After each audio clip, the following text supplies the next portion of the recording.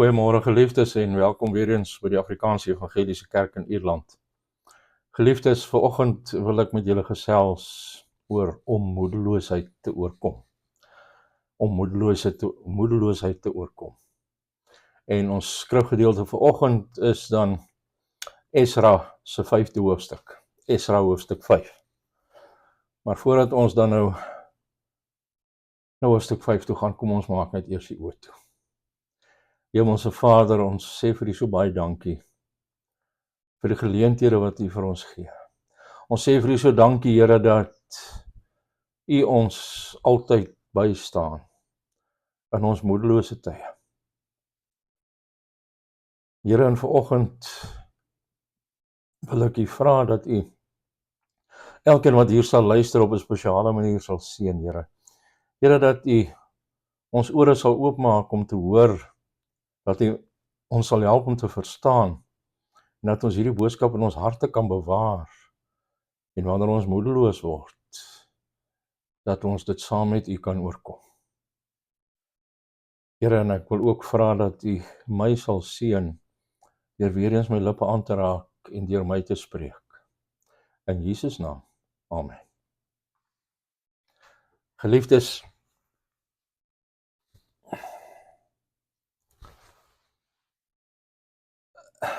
dis dalk 'n onnodige vraag, maar ek vra, was jy al ooit moedeloos?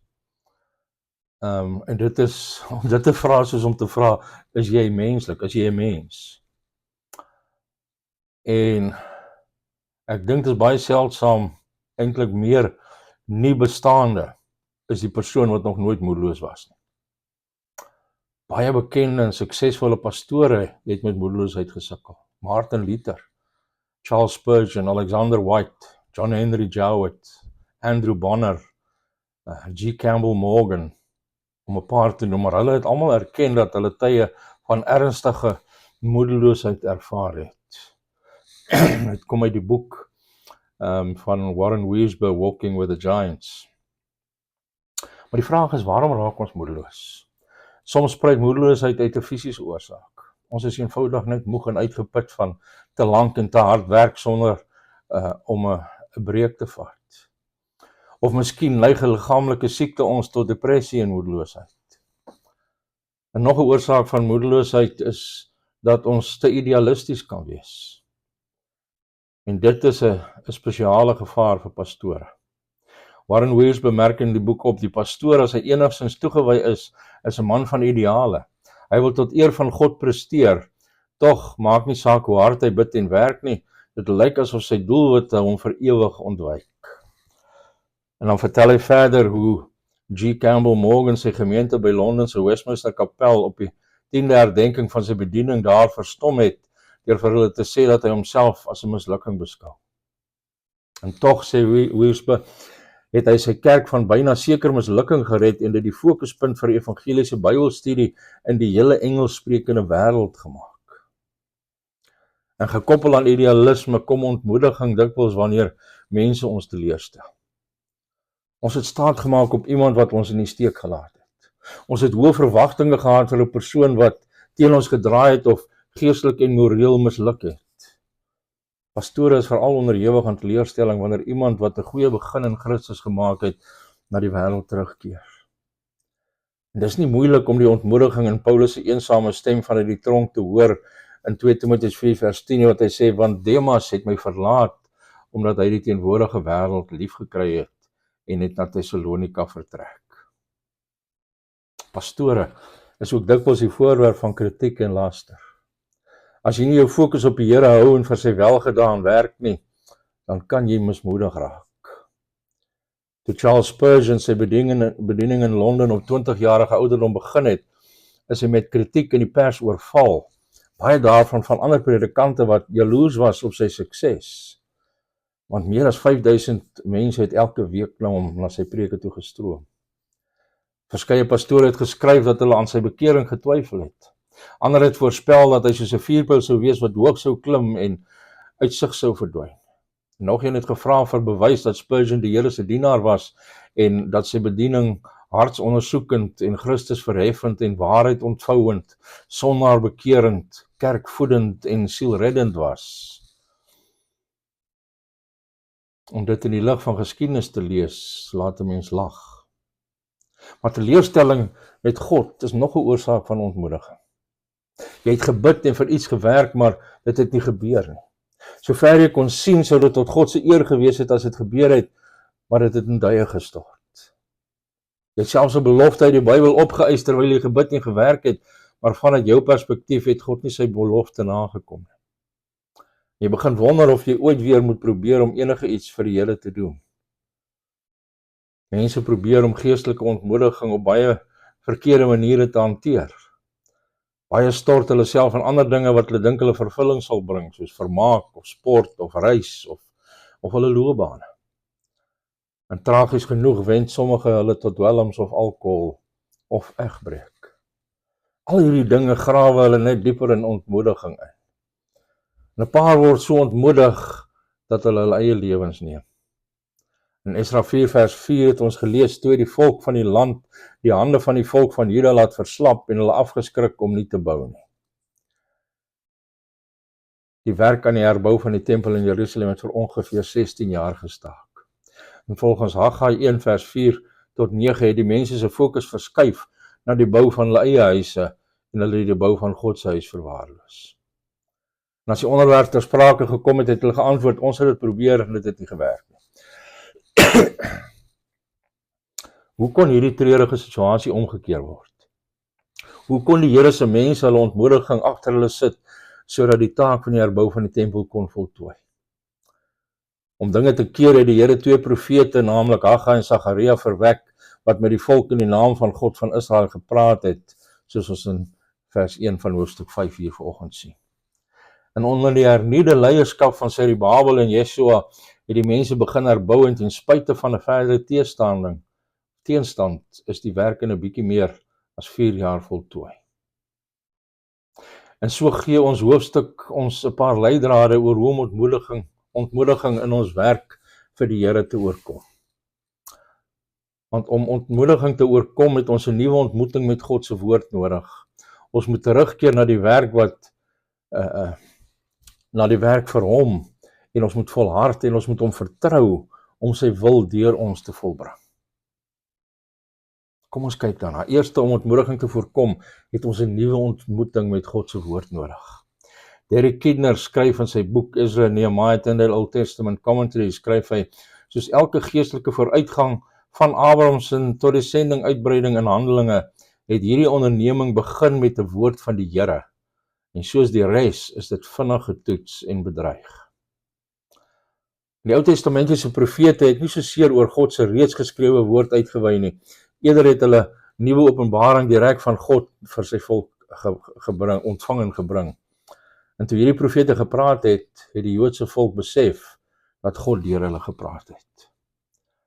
En ons het vandag nie meer direkte profete om direkte openbaring van God te gee nie. Maar in hierdie geval het ons die kern van die profetiese boodskap wat vir ons bewaar is in die Ou Testamentiese kanon. Wanneer ons ontmoedig is die ding wat ons die meeste sal verkoop om God in ons spesifieke omstandighede deur sy woord met ons te oorpraat. En alhoewel sommige sal getuig dat die maak van die Bybel liekraak oop metode vir hulle gewerk het. En dit is waar, dat God kan met ons op enige manier praat. Maar ek sou dit nie aanbeveel nie, want dit is nie normatief nie, dit is nie die norm om te gebruik, dat dit altyd gaan wees hoe dit moet werk, want dit beteken ons draai God se arm en ons sê vir hom hoe hy ons moet antwoord. Ek beveel aan om die woord agtereenvolgens of sistematies te lees. Want ek het al dikwels gevind dat die gedeelte van daardie dag wat jy lees, besondere relevantie het vir die omstandighede waardeur ek op daardie tydstip gaan. Daar's 'n aantal maniere waarop jy vars ontmoeting met God se woord kan hê, maar in elke geval moet jy blootstelling aan daardie woord hê. Met ander woorde, dit sal nie gebeur as jy nooit jou Bybel oopmaak of onder die prediking van die woord sit nie. Wanneer jy mismoedig is, voel jy dalk nie lus om die woord om na die woord te kom nie. Maar jy moet teen jou gevoelens ingaan. En indien nodig, en in jouself aan die woord blootstel. Jy kan na die Bybel opname, CD, wat ook al luister. Ek vind dikwels groot hulp om die preke van manne van God uit die verlede te lees, manne soos Spurgeon en Jonathan Edwards of John Bunyan. En jy moet dalk 'n spesiale tyd op 'n dag, op 'n afdag skeduleer, om jou Bybel te neem en alleen met God tyd deur te bring. Maar God praat met ons deur sy woord, en daarom moet jy die tyd en die moeite neem om jouself daaraan bloot te stel. En wanneer jy dit doen, sal God se woord vir ons jou ten minste 4 dinge doen. Eerste, God se woord konfronteer ons sonde. Dis die hoofdoel van Haggai. Hy het die mense direk gekonfronteer met hulle sonde om hulle eie huise te bou, terwyl hulle God se huis verwaarloos het. En God het hom gebruik om Serubabel, Yeshua en die mense op te hits en aan te hits, sodat hulle gekom en die werk begin het aan die huis van die Here van die leerskare, hulle God, sê Haggai 1 vers 14. En jy kan nog dink, wanneer ek mismoedig is, waarom sou ek met my sonde gekonfronteer wil word? Dit klink nie baie bemoedigend nie. Dit mag dalk nie op die oomblik aangenaam wees nie, maar dit is die medisyne wat ons almal nodig het. Want sonde vernietig ons en beskadig diegene wat na ons is. En om die Bybel te verwaarloos omdat dit ons sonde konfronteer, is soos om die dokter te vermy wanneer ons weet dat ons kanker het. Dit mag dalk nie aangenaam wees om deur die behandeling te gaan nie, maar daarsonder sal ons sterf. Skrif is nuttig vir teregwysing en regstelling, sê 2 Timoteus 3 vers 16 mos vir ons. En dan tweedens, God se woord bevestig sy genade as ons bekeer. Terwyl Haggai die mense se sonde gekonfronteer het, het Sagaria hulle hoop gegee dat God hulle sou onthou en sy verbondsbeloftes om die Messias te stuur sou nakom. Sagaria se naam beteken letterlik wie die Here onthou. En sy vader was Berekia, wat beteken die Here seun. En sy oupa, wat in Esra 5 vers 1 genoem word, was Ido, wat beteken op die vasgestelde tyd. En daardie 3 name saam som die boodskap van Sagaria op, wie die Here onthou, seën hy op die vasgestelde tyd. En alhoewel Sagaria die profeet van hoop en bemoediging was, het hy sy boodskap begin deur te praat oor God se veldtoorn as gevolg van sy volk se sonde in Sagaria 1 vers 2. Maar onmiddellik daarna volg hy dit op met die Here se genadige uitnodiging in vers 3, wanneer hy sê, keer terug na my, spreek die Here van die leerskare, en ek sal na julle terugkeer, sê die Here van die leerskare. So as ons bekeer, sal God ons genadig wees. En dit word in ons teks geïllustreer in Esra 5 vers 1 is 'n nuwe begin. Die eerste nuwe begin was in hoofstuk 3, toe die teruggekeerde ballinge in Jerusalem bymekaar gekom het, die altaar opgerig het, die Hittefees gevier het en die fondament van die tempel gelê het. En toe die teestand hulle ontmoedig en bang gemaak, wat gelei het tot 16 jaar van niks doen aan die tempel. Maar nou het ons 'n tweede nuwe begin. Dank God dat hy nuwe beginne en nuwe beginne toelaat. En derdens, God se woord heroriënteer ons prioriteite onder sy heerskappy. Want hierdie twee profete het gepraat in die naam van die God van Israel wat oor hulle was, vers 1. En hierdie hulle is grammatikaal dubbelsinnig, dit kan en dit verwys beslis na die profete self wat onder God se heerskappy was, maar dit verwys ook na die mense wat God se uitverkore nasie was. Haggai het hulle aangespoor om hulle prioriteite in orde te kry deur God se huis eerste te stel. Waar ons ook al in God se woord draai, konfronteer dit ons skewe prioriteite. Ons is almal geneig om die dinge van hierdie wêreld, die dinge van God, uit die eerste plek in ons lewens te laat verdring. En die woord roep ons steeds terug na die basiese prioriteit. Soek eers die koninkryk van God en sy geregtigheid. Matteus 6 vers 33. En God se woord wys ons hoe om op 'n manier te leef wat hom behaag. Dit is ons vierde punt. Want sonder die woord van hierdie twee profete het die meeste van die Jode terug in die land waarskynlik gedink dat dit goed gaan met hulle. Hulle het hulle self dalk geluk gewens dat hulle gemaklike lewens in Babylon prysgegee het en die lang en gevaarlike reis deur die woestyn onderneem het, en miskien het hulle gedink, natuurlik het ons nog nie 'n tempel nie, maar hierdie dinge neem tyd. En die Jode wat nog in Babylon is, het ook nie 'n tempel nie. So, ons is beter daaraan toe as hulle. Ten minste het ons teruggekom na die land toe. Maar toe die profete gepraat en die mense het besef dat om God te behaag, hulle self moes verbind om sy tempel te herbou. En dit is maklik om te dink dat jy goed doen in die Here as jy jouself met ander Christene vergelyk. Ons lyk altyd asof ons onsself vergelyk met diegene wat nie heeltemal so toegewy is soos ons onsself sien. Maar dan kom jy by God se woord en dit ontbloot die gedagtes en bedoelings van jou hart. Jy besef dat God reinheid in jou denklewe wil hê. Hy roep jou om hom met jou hele hart en siel en verstand en krag lief te hê. Jy leer dat Christus die kerk lief het en homself vir haar gegee het. Maar jy het nie sy kerk so lief nie. En die woord wys dus hoe ons denke, ons prioriteite en ons gedrag moet aanpas om God te behaag. So om ontmoediging te oorkom, het ons 'n nuwe ontmoeting met God se woord nodig. Maar dan tweedens, om ontmoediging te voorkom of te oorkom, moet ons terugkeer na die werk vir die Here. Want ontmoediging het daartoe gelei dat die mense vir 16 jaar die werk aan die tempel laat vaar het. En hierdie profeet het hulle teruggeroep om te werk. Daar is iets bemoedigends daaraan om die Here te dien, veral as jy al 'n rukkie op die kantlyn was. Daar is die bemoediging dat hy my selfs kan gebruik ten spyte van my vorige mislukkings. Of dit nou fisiese arbeid is of om geestelik in iemand se lewe gebruik te word, daar is vreugde in die wete dat jy vir God se ewige koninkryk werk en dat jy hom eendag sal hoor sê, mooi so, goeie en getroue dienaar. En een oorsaak van ontmoediging is dat ons self gefokus raak. Dikwels genereer daardie selffokus, selfbejammering en selfregverdiging vir hoekom ons ophou om die Here te dien.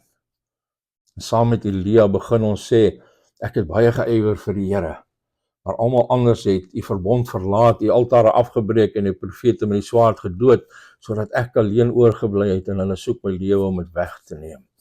Soos ons in 1 Konings 19 vers 10 lees. En daardie soort selffokus verhoed ons om die behoeftes van ander raak te sien en in daardie behoeftes te voorsien. 'n Vrou wat baie depressief was, het een keer vir my gevra vir raad en nadat ek lank na 'n probleem geluister het, het ek gevra, wat is jou bediening? En sy het gesê, ekskuus, hoe sê jy? Sy het my gehoor, maar sy was verstom deur die vraag. En nadat ek dit herhaal het, het sy gesê dat sy geen bediening het nie en dat sy nog nooit eers aan die vraag gedink het nie. En ek het vir haar gesê dat ek ook depressief sou wees as ek net rondsit en oor my eie probleme dink. Gaan na 'n rescue mission of iets dergeliks toe en bied aan om vloere te vir jou skottelgoed te was. Dit sal wonders doen vir jou ontmoediging. Aan die ander woorde, gaan terug werk toe vir die Here. En derdens,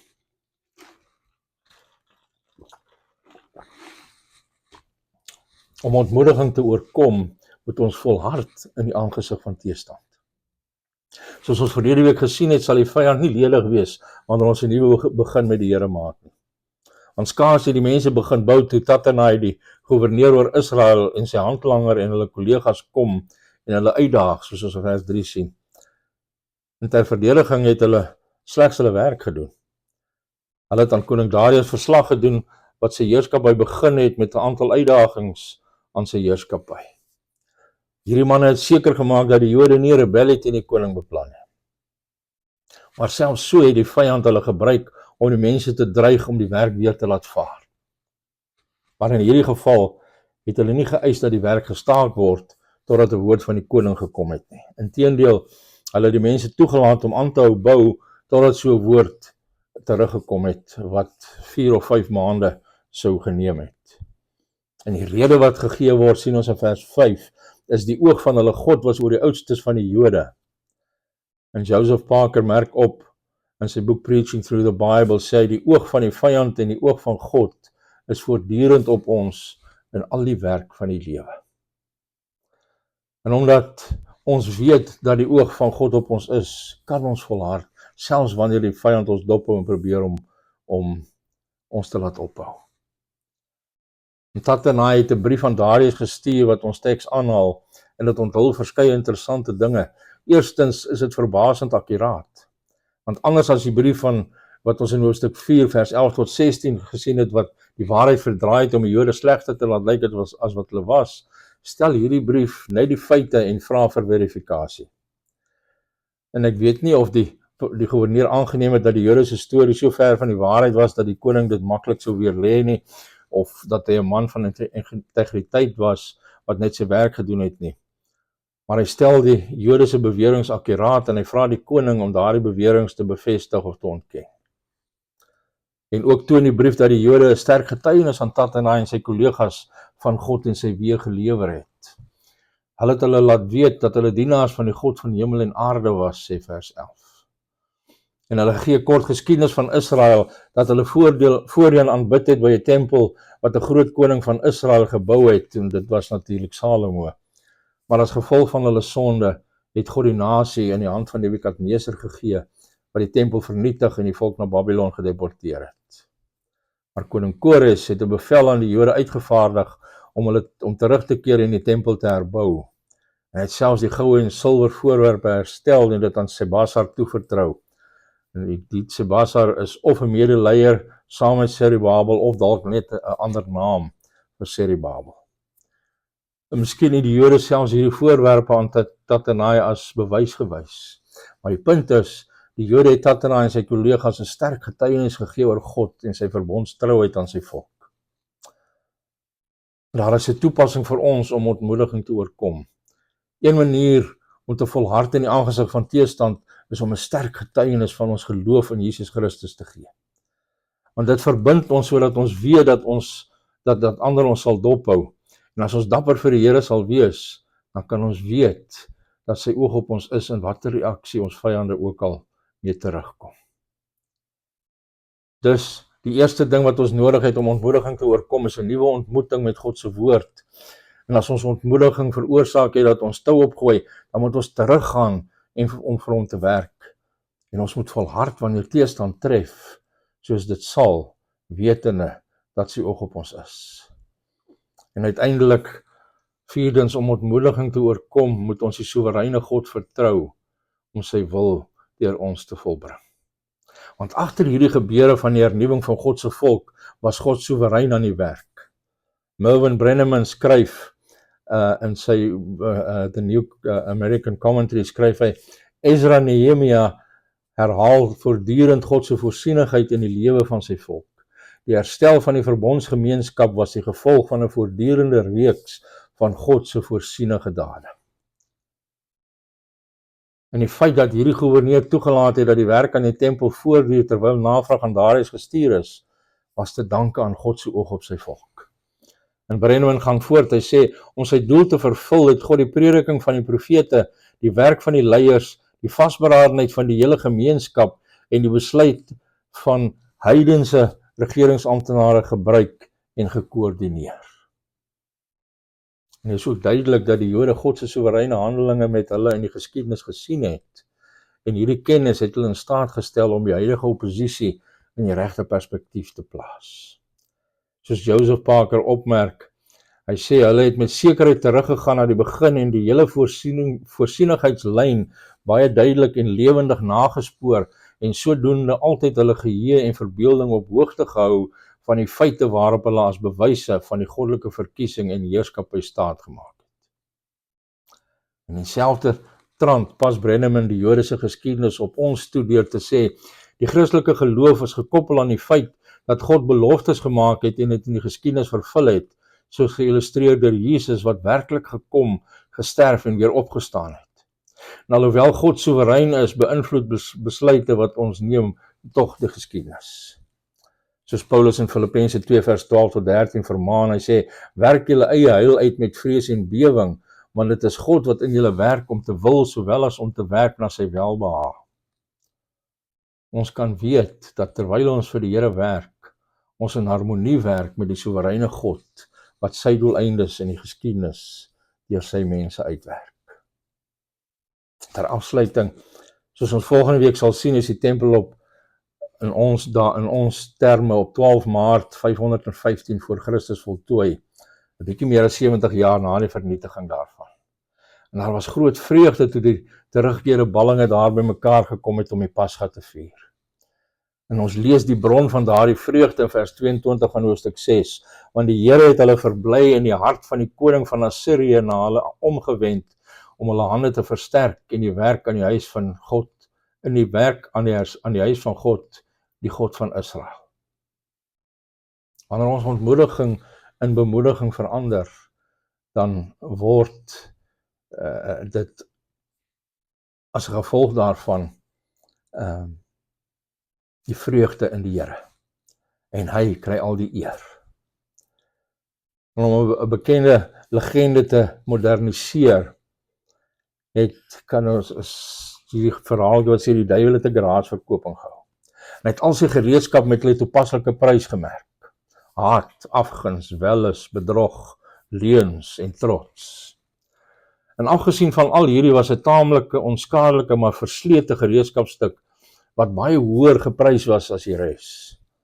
En 'n koper het daarna gewys en gevra, wat is hierdie gereedskapstuk? En die duiwel het geantwoord, dit is ontmoediging. Waarom is dit so hoog geprys, het die man gevra? Omdat dit vir my nuttiger is as al die ander. Ek kan 'n man se hart daarmee oopmaak wanneer ek nie met ander gereedskap naby hom kan kom nie. Sodra ek binne is, dan kan ek hom laat doen wat ek wil. Dit is erg afgesluit, want ek gebruik dit amper op almal. Maar min weet dat dit aan my behoort. Sien, die duiwel se prys was so hoog dat die instrument van ontmoediging nooit verkoop is nie. En hy gebruik dit steeds op God se mense.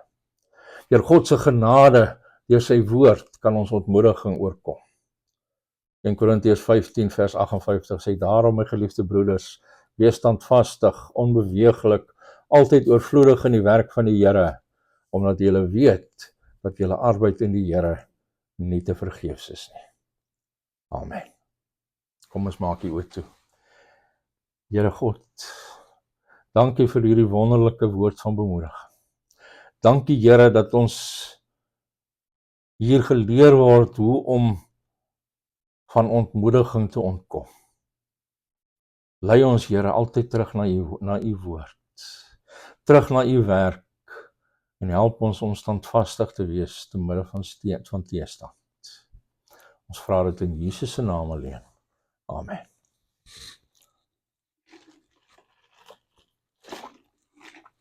Geliefdes, baie dankie dat julle geluister het saam met my. Ek luister ook terwyl ek praat. Boodskap is nie net vir julle nie, dit is eerstens vir my.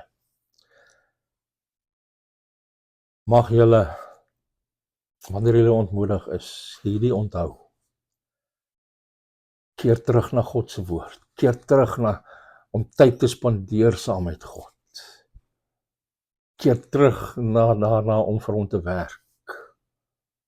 En bly standvastig in julle geloof in hom. Mag julle wonderlike Christus gevulde dag en Christus gevulde week beleef, en as dit die Here se wil is, dan sal ons volgende Sondag verder uit die boek van Esra leer. Maar tot dan, mag die genade van God met julle wees. Mag God self met julle wees. En mag God julle seën. Shalom.